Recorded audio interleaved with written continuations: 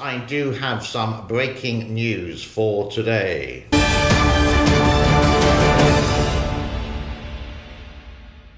But before we get into that, at the very end of the show, I do have some suggestions from some of the people who have written comments related to passports and gym memberships. But the big news is, in the summer of this year, 2023, I will be going to the Three Gorges Dam in Hubei province, China. And the reason being, lots of people have quoted Armchair Warrior, and you would see my ugly mutts near enough here every day just rabbiting on about nothing. And I do get so many comments as well that the Three Gorges Dam is not there, it's disappeared, it's been destroyed, it's been overspilled, it's collapsed, blah, blah, blah. So now that the travel restrictions are over, I'm not going to go straight away until everything's settled down in China and it's relatively back to the norm. Bunny rabbit is Chinese norm.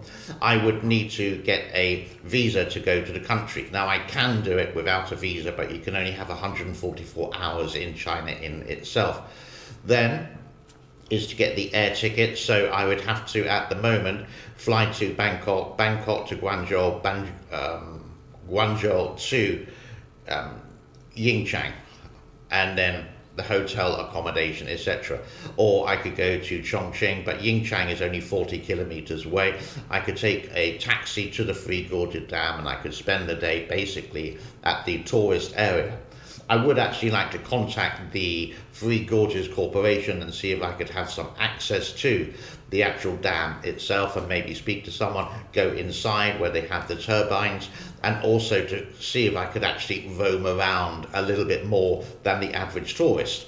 I don't know if that's going to happen, but there's no harm in asking. Related for me going to China, I would actually have to check whether I'm on a blacklist or not. I don't think I am, because I'm a small channel YouTuber. It doesn't do any kind of impact related to China.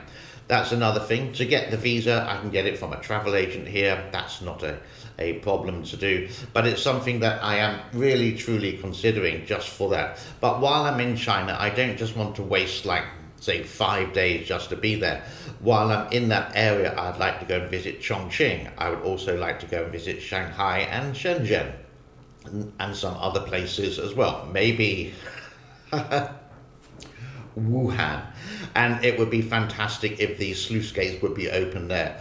Then I can put people's minds to rest. It's not going to be an image I got from YouTube or Twitter, mainstream media, some people who have been there. It will be myself who would actually have gone there.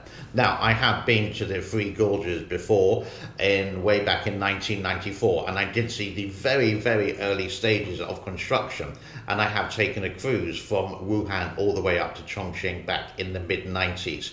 It was a fascinating journey. It was the early days of China, and there were some certain restrictions, like you could not have a Chinese girlfriend at the time. I was basically working in Wuhan way back in 1994 and 1995. So that is a plan. What do you think of it? I went to Google and just put in Siam Rip to Yingchang, and it said it will take 42 hours by car, which is not too bad, but you can actually do it at the moment. Just looking on Google Flights, I can do it in 18 hours. The ideal flight for me would be from here to Hong Kong to Yingchang, but there's no direct flights at the moment to Yingchang, so it's a little bit of a search for that. If you have any comments related to that, please do let us know. It's just an idea, and I hope it really does materialize. So if you do have any places that you want to see in China, then let me know. And possibly I can see some of my friends I haven't seen for years and years. But I'm just going to wait until the summertime. I'm going to wait till all the COVID cases go down, etc., and then I'll pack my bags and maybe have a 2-week trip in China. I'm not too sure if I'm allowed to video, etc. Maybe I'd need a journalist visa, but I can just say I'm on holiday, period, and that's about it. Your comments, your suggestions would be ideal. Now, let's go into some other things that people have asked me about here on this channel. One or two people have asked me some questions about some facilities here in Siem Reap. The first one is about gym memberships. Now, I do exercise, but I don't go to the gym. I just go for a walk or I go for a jog, as simple as that. But you can get some gyms like the Muscle Gym for $1 a day, all the way up to some premium ones which may cost $15 a day. It varies. The simple thing is that just go to Google, go and type one out, or the more friends that you meet here, they can tell you which gym they go to. So you could say an average, possibly, of a reasonably good gym with a locker and a key and a towel for about $5. That would include a shower. I'm not too sure if the water would be hot or not, and I'm not too sure of the gym equipment. But there are quite a few here in Cambodia, Siem Reap, Cambodia. One person did ask me about renewing passports in Cambodia. It is quite a lengthy process. A British passport. What you need to do is go to the British government website and then say, you can put in renew passport into Google, UK passport, and the link will be there.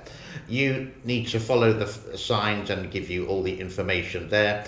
Then you would need to download the form and you would have to fill it out in black ink. Read it very carefully, take your time. In fact, print 2 or 3 copies, not one mistake should be added. Get the passport photos, make sure they're biometric. There's a couple of the photo shops here can do them for you. Just say passport and they'll give you 4 pictures in maybe 5 or 10 minutes, whatever. And you also need to photocopy or Xerox every single page of your passport at the moment. Every single page in colour. That's in colour. Once you've done that, go to the website again and make an appointment. You can only make an appointment online, and that will have to be in the capital city, Phnom Penh, so you'd have to arrange some transportation. Usually it's not with the British Council or the British Embassy or whatever, it's with a agency called VPS. They're not the best agency in the world. I had quite a bad experience, but I've learned from this. Book it, fly, make sure you get the appointment on time.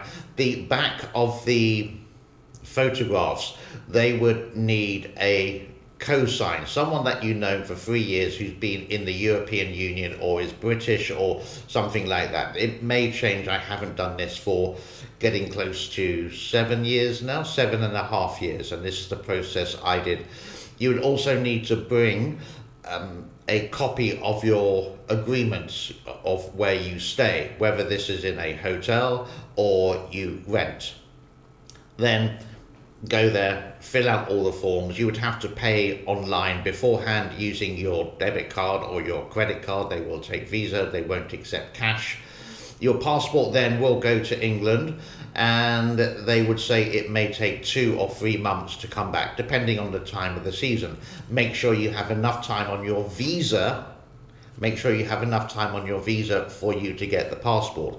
You can contact the passport office in Liverpool. There is an address. I can't remember how to find it, but it is available. And after 3 weeks, you can go and check. Then the agency, VPS, should contact you. Now, in my case, they didn't, but the very nice guys in the passport office in the UK, in Liverpool, actually said it's been sent back on DHL and gave me a tracking number. Then I found out it was actually already signed for at VPS, so the passport was there. So I had to make another trip to Phnom Penh. It's really difficult to actually contact them. There's very little information related to phone numbers and emails, but if you're persistent, they will pick up the phone and they will answer one email and say, yes, you can only pick up the passport Monday and Thursday, and that will be it. It's a long, pain in the arse process. Not like the old days when you can go to the British Council or British Embassy or British Consulate or whatever it is, fill out the form, make sure everything's there, give them the money, and they will near enough do that on site, and within a week the passport is yours. It's cost-cutting. Can I say that right? It's cost-cutting, that's better, related to the passport or immigration services. You just have to be patient. VPS are very rude and very impolite. I think the service was awful. I did complain later in the British embassy to the vice consulate, saying how terrible it is, and she sort of smiled and says, I know, and hopefully things are better. But that's what you do in Cambodia, and I can guess that's what you do in other countries as well. Other countries may be faster, like Bangkok, for example. It may only take 2 weeks, so you could take a small vacation with it. You keep your original passport. You keep the original passport, so you can actually travel via Thailand or Cambodia, but you can't leave that country until you get the new passport. And that's basically how you get passports nowadays from the United Kingdom. It's a little bit long-winded. Whew. Break time. And that brings us to a close for today. Many thanks for your time. My name is James. Please do like, subscribe and share. And if you do want to help me with this trip to the largest hydropower dam in the world, then please do click the join button and hit the Patreon page. Super thanks, and what else is there? Well, that's all, and that will financially support the trip. That would be great. I know I'm asking a lot, but I'm a true believer. If you don't ask, basically you don't get. Have an awesome day on Friday the 13th.